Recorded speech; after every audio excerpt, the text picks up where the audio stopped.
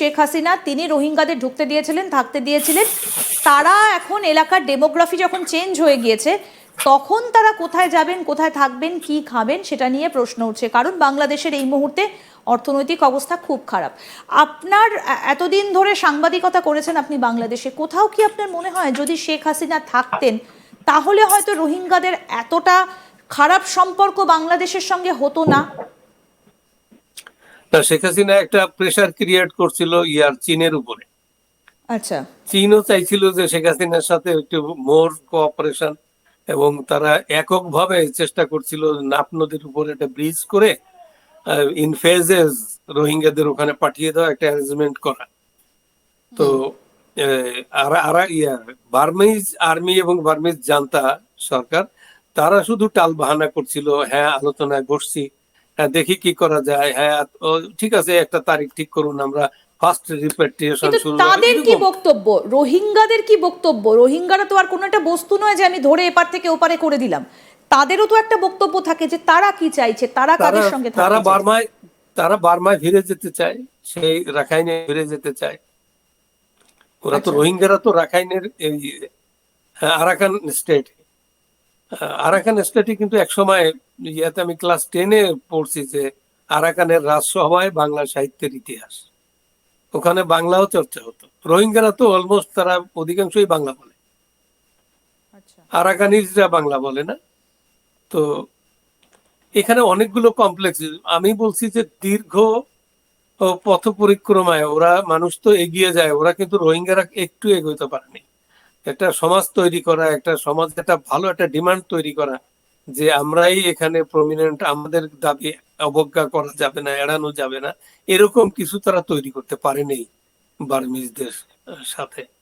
যার জন্য আরাকানিরা অনেক পরে এসে, তারা কিন্তু আরাকানি আর্মি কিন্তু রোহিঙ্গাদের পরে তারা অস্ত্র ধরছে, তাতে ওরা কিন্তু জিতে গেল। একটা সুবিধা আছে তাদের, ওদের চাইনিজ এবং টিবেটান কমপ্লেক্সন ওদের আরাকানিদের। আর এদেরকে দেখতে টিপিক্যাল আপনার ওই জেলে টেলে এই শিডিউল কাস্ট এরকম। ওদেরকে অ্যাকসেপ্টেবিলিটি নাই, এডুকেশন নাই, না কোনো ভালো লিডার আছে, কোনো কিছুই নাই রোহিঙ্গাদের। তো যার জন্য রোহিঙ্গারা এই পড়ে পড়ে মার খাচ্ছে। মাঝে মাঝে যে যতটুকু সুযোগ যেখানে পায় সেখানে ওই সন্ত্রাসী হয়ে যাচ্ছে। বাংলাদেশেও সন্ত্রাসীকে আশ্রয় দেওয়ার তো অনেক আউটলেট আছে। তো তারা, যারা বাংলাদেশের স্বাধীনতা চায় না, তারা রোহিঙ্গাদের নিয়ে হাতে অস্ত্র দিয়ে তারা অনেক কিছু করার চেষ্টা দীর্ঘদিন ধরে করছে। আমি আগেই বললাম।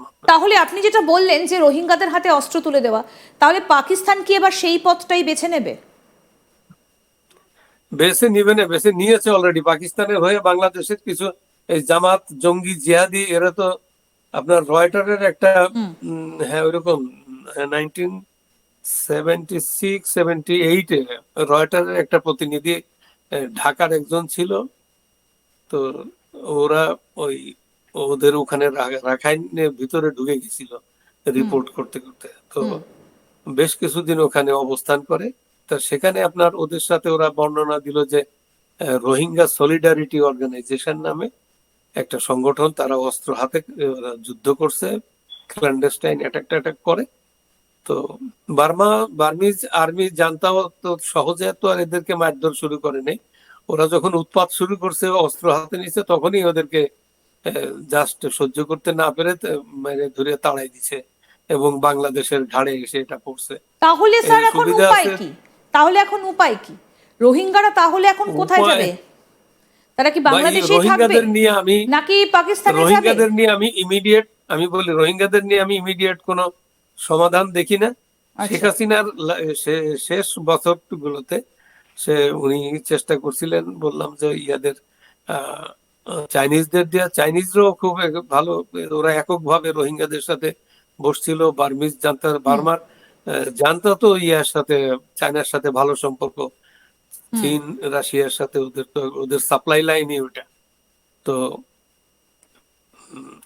এই জন্য ওদের সাথে একটা চেষ্টা হচ্ছিল, আমরাও ধারণা করছিলাম যে এই সুযোগে যদি চীনের সহযোগিতা যদি বা রোহিঙ্গারা যায়, তাহলে মোটামুটি ঘাড়ের থেকে বোঝা চলে যাবে, নেমে যাবে। হ্যাঁ, কিন্তু আসলে তা হয়নি। একটা কথা ধরুন শোনা শেখ যাচ্ছে হাসিনা স্যার যে থাকলে এতদিন বাংলাদেশের কয়েকটা অঞ্চলের ডেমোগ্রাফি বদলে গিয়েছে, কোন কোন জায়গায় এই ডেমোগ্রাফিটা বদলে গিয়েছে বলে অভিযোগ উঠছে? এটা বিশেষ করে চিটাগং, হিল ট্রাক্টস, কক্সবাজার তো আছেই। কক্সবাজারের ভাষা আর ওদের ভাষা একদম সিমিলার। হুম। তো আর তারপরও আরো ভিতরে এদিকে চলে আসছে, নোয়াখালী, ফেনী টেনি এই এলাকার ভিতর দিয়ে আহ, ওদের আর অনেকে অনেকে তো বাংলাদেশের পাসপোর্ট নিয়ে বিদেশেও চলে গেছে।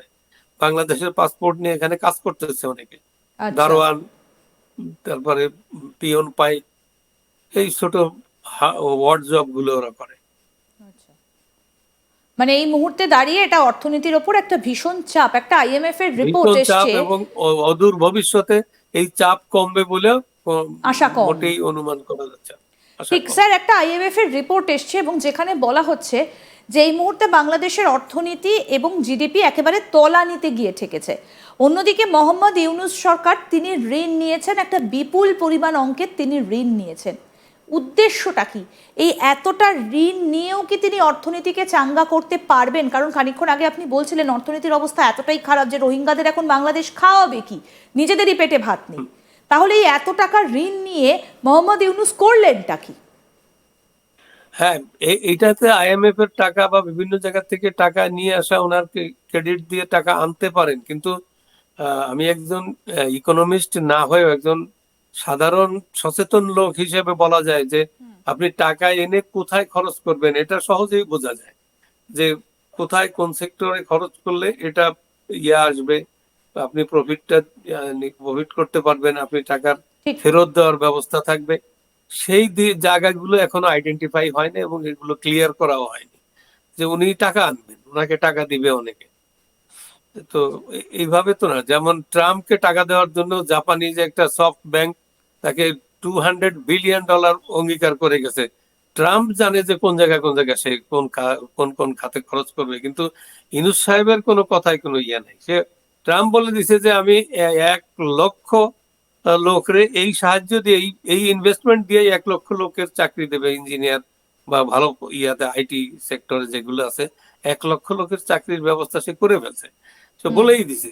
আর এখানে ইউনূস তো কোনো কথা তো ক্লিয়ার করে না, কি বলবে, রাজনীতির চেঞ্জ কিভাবে আসবে তাও বলে না।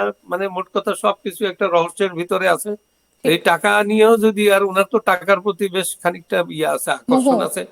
উনি, হ্যাঁ, টাকা খুব দেখেন এই ক্ষমতায় এসেই ওনার গভর্নমেন্টের 660 কোটি টাকা উনি মকুব নিয়ে করে আত্মসাৎ ফেলেছেন। করলো। হুম। একদম মৌকুব, এটাকে আত্মসাৎ বলে। একদম এটাকে অ্যাপ্রোপ্রিয়েট বলে, মিস হুম। অ্যাপ্রোপ্রিয়েট। হুম।